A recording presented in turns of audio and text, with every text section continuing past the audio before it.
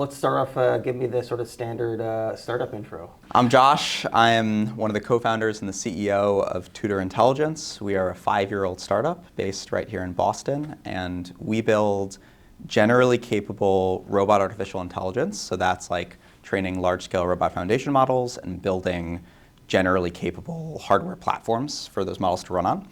And then we also deploy robots running our software and our models and our hardware into the real world, where they can do meaningful work in today, mostly manufacturing and logistics. What is generally capable? So most of the world of, I feel like, robotics that people have done to date until very, very, very recently is you find some problem, something dull, dirty, and dangerous, and you're like, we're gonna go build a machine basically to solve that problem. And robotics has been, I think, a really fantastic toolkit in solving problems, in that you have like, you can move anywhere in space, there's computer vision techniques, you can solve problems, but we're always building kind of a specialized solution to a specialized task. And in the last, let's say, 5-10 years, the sort of emergence of large-scale deep learning and more recently foundation models has made it possible that we can think about robotics not just as a toolkit to solve really specialized problems, but as a platform where we can build kind of one model, one piece of software, one piece of hardware, and then deploy that to really diverse environments. And so our goal as a business is to build those general platform technologies, and then while we're building them, deploy them and make sure they actually are economically useful and deliver more value than robot solutions that might have been built on that old paradigm of sort of very specialized systems. Yeah, I'm curious, with the deployment, obviously, and this is one of the selling points, is that it is kind of trainable or at least deployable by the customer. Yeah. How much of what it's doing is reinforcement learning based, and how much of it is really like that hands-on that the customer themselves is actually doing and sort of showing the robot? Yeah. So the name of our company is Tutor Intelligence, and the reason for that is the company was founded around this core technology bet, which is, hey, robotics has all of these unsolved problems. We don't know how to train a model because we can't get data in order to train that model, right? In text, you can scrape off Wikipedia, and images, you can scrape off Google Images. Our thesis was, if we can deploy robots out into the world and connect them with a staff of people, of what we call tutors, and those are basically individuals who are tasking robots, training robots, demonstrating to robots over the internet how to do tasks. Term that's come to popularity recently is teleoperation. Mm-hmm. We can both enable robots to do jobs that they haven't been able to do before, and also collect large-scale training data to train robot foundation models. So that's our primary technology tool, is large-scale behavior cloning or imitation learning from data collected by robots and sort of annotated by tutors.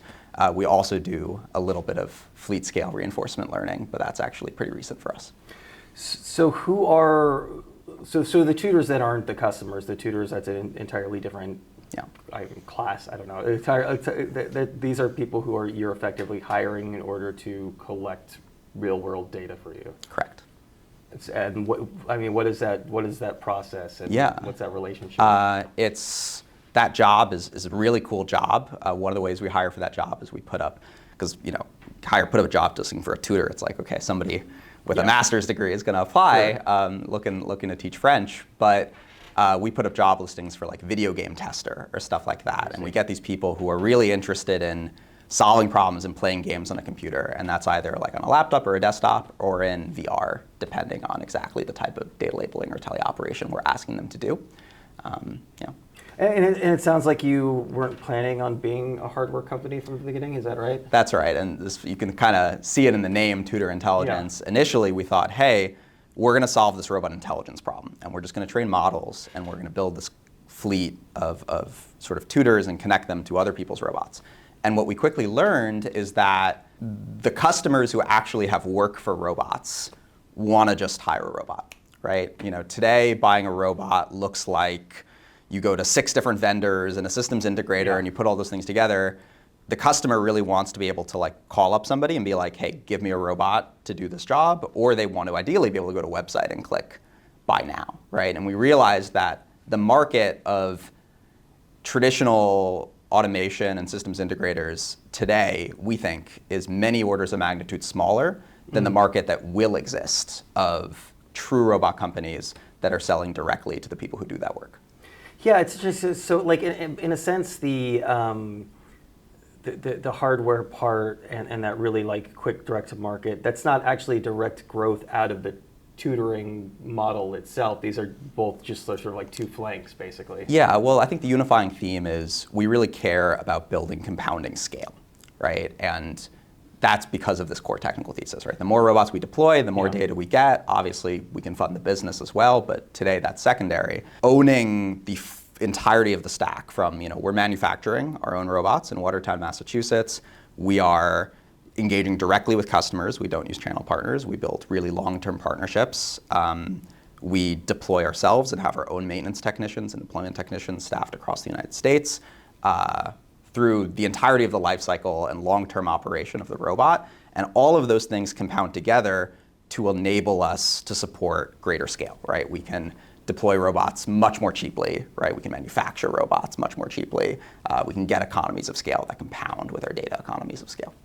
In terms of the data breakdown, in terms of teleop or tutoring or however we're referring to it, versus that really real world data. I mean, is at the end of the day, is the real world data really kind of is that more powerful? Yeah, basically all of Tutor's attention is really focused on enabling real world data, right? How do we unlock a robot in the field? Like get the flywheel going. Exactly, right? And that's also, I think, a pretty differentiated bet for us. We really believe in this idea of a data pyramid, where at the top of that pyramid is real world data from the robot doing the exact task you want. And there, actually, the science becomes very easy, right? If you think about it in terms of learning probability distributions, what's normally really hard in machine learning is you have some distribution of data at training time and then maybe a different distribution of data at inference time. And how do you get the generality so that what you see at inference time matches what you trained on in training time? If you are only focused on that very top of the pyramid, which is real world data on the robot doing the thing, the distributions are going to match perfectly. And so the learning problem becomes a lot easier, even with relatively little data. And I say relatively little data in that, Tutor has many orders of magnitude more robot data than anybody else. But if you compare in the grand scheme of things to like the amount of data OpenAI has or Anthropic has or Google has, we are still many, many, many orders of magnitude away from where we need to be. So to train models that are good enough to run a robot at 99.3% uptime and continuous operation and not requiring human intervention from anybody on the floor, you have to really think about what is the type of data that you can use. And then once you have that data, I think that's what affords you to think about steps lower down on the pyramid, and that's like simulation. And simulation has a role in terms of getting generalization, video data, right, world models. All of this, I think, is really valuable in the big picture of solving robot intelligence. But if your strategy is we want to deploy robots really early and we want to use that to get a flywheel, both commercially and with the technology, it sort of becomes obvious that you have to start at the very top of that pyramid. Yeah, and I appreciate that, and I mean, like I told you, we were coming from Boston Dynamics, and obviously all these humanoids are really cool, but it's like it's a big bet because it's a far off bet, right? And it's hard to sort of take baby steps, and what you're doing is you're able to bring this to market, but if you're relying on the collection of that real world data to get to that 99 point whatever accuracy, like currently in their current state, how accurate are these systems? Yeah, so that's the bar you need to hit, right? If I go to one of our customers and I'm like, I'm going to give you a robot and it's going to do some operation, I have to promise that robot is going to be as productive and capable and reliable as the previous solution, which is probably teams of temp labor, right? And that's a standard that you absolutely have to hit. Like, I think you see a lot of robot companies that are like, oh, we have this humanoid and we're going to pilot it in a bunch of places, and that works for a pilot, but it doesn't work to build a deployment flywheel. And so we think about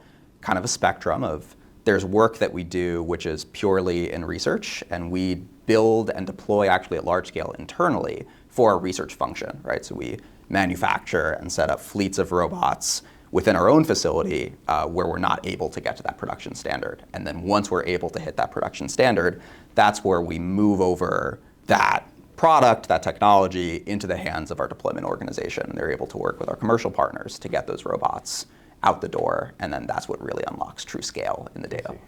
Yeah, and I understand what you were saying as far as the hardware decision, as far as integration goes. But like obviously, hardware is hard, and there are a lot of off-the-shelf industrial solutions out there.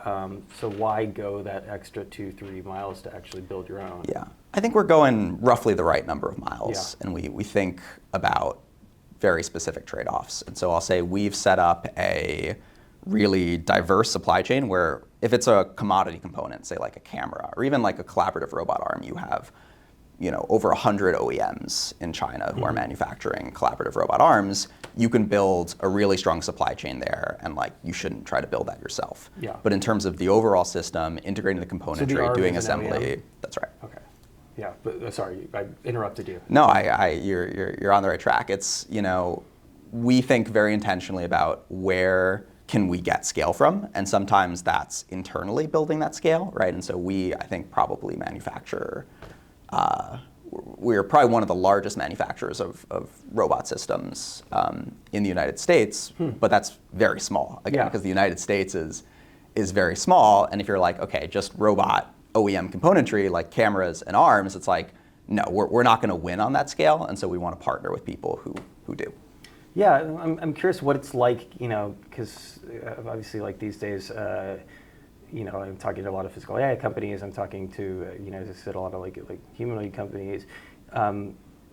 In a space like manufacturing or like logistics that is well established. Like what is it like getting into there with this product? Yeah, a long time of building trust. Yeah. Right. Like we've been around for 5 years, and the vast majority of that was Tutor as a research lab without a product. But I think from the very beginning of there, we were really focused on starting to build those relationships, and then once you actually hit that productivity threshold where, this is not pilot's territory, this is a real product, I think the beautiful thing about the industrial world is like, if you see it, you do believe it, right? If you are a VP of operations or something and you bring in a robot and you see like, yes, we got it in the same day, it was doing the job, it is flawless, like it's working, you're gonna wanna put them everywhere, right?